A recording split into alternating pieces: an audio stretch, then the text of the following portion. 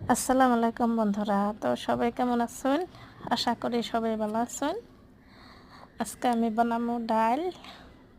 তো কিভাবে বানাই দেখতে থাকুন। আমি প্রথমে ডালটা অল্প ভাইজে নিলাম। ভাইজা ডাল বানালে টেস্টটা আলাদা হয়, ভালো লাগে খাইতে।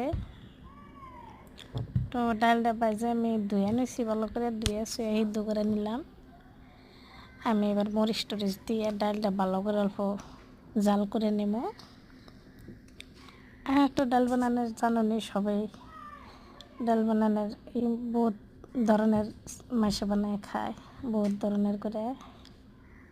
তো আমি আজকে সিম্পল করে বানাইতেছি, এইভাবে বানায় খাই দেখি কেমন লাগে। আপনারাও বানায় এভাবে খাবেন, ভালো লাগবো।